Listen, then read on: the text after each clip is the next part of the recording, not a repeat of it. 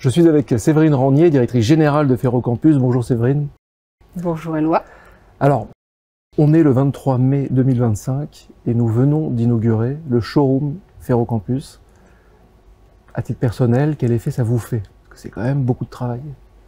C'est beaucoup de travail, beaucoup d'énergie collective surtout. Il y a eu énormément de contributions des partenaires du projet Teli, NS2F, Stark et plein d'autres étaient présents à cette journée pour présenter leurs innovations, trouver des solutions pour faire du ferroviaire de demain une filière d'avenir. Alors une filière d'avenir, car imaginez que je suis un jeune, que je ne sais pas trop quoi faire, je ne sais pas trop vers quelle filière me tourner. Je ne suis pas forcément un ingénieur d'ailleurs. Mais pourquoi pas le ferroviaire? Mais enfin, bon, il y a quand même une vieille image, ça, c'est quand même plus de 100 ans largement. Quel mot vous me diriez pour me dire de m'y intéresser? Donc aujourd'hui, évidemment, le ferroviaire a un attrait en tant que système de mobilité, mais tout ce qui se cache derrière est encore méconnu. Toutes ces technologies, toutes ces entreprises, tous les métiers différents qui existent autour du ferroviaire et toute cette aventure pour augmenter le trafic ferroviaire, pour augmenter l'impact environnemental de ce mode de transport et assurer que demain dans les territoires, les gens puissent continuer à être connectés via le ferroviaire. Tout ça, ce sont des enjeux qui doivent résonner. Et oui, et il y a beaucoup de sens. Ce dont on se rend compte, c'est qu'il y a énormément de passionnés.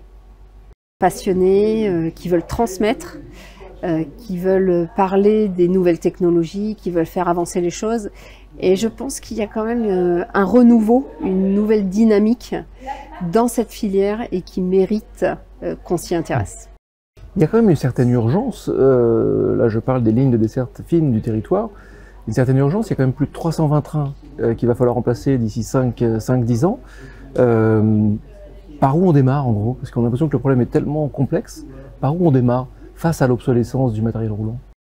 Donc face à l'obsolescence, faut savoir si on veut du Made in France. Si on veut du Made in France, on est obligé de planifier parce que à titre d'illustration, si on veut aujourd'hui homologuer un nouveau train, il faut 5 à 6 ans pour que ce train puisse être commercialisé.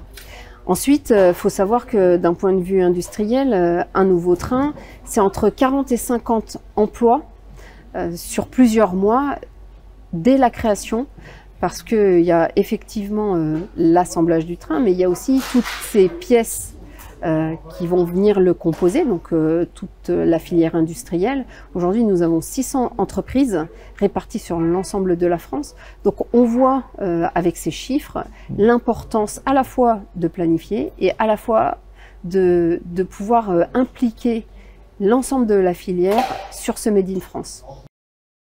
Juste un mot peut-être sur les prochaines étapes. Ferrocampus, il y avait une grosse étape, c'était le showroom, c'est coché.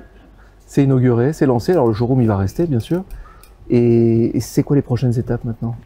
Donc le showroom, effectivement, va vivre. Il y a toute la partie Teli et de pouvoir positionner l'ensemble de ces innovations Made in France sur l'actualité du renouvellement et de la gestion de l'obsolescence de ces matériels, que ce soit en rénovation ou en neuf.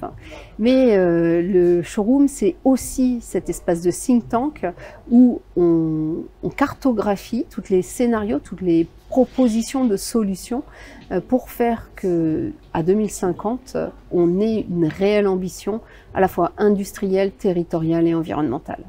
Un dernier mot. Rejoignez la dynamique. Merci Séverine. À bientôt.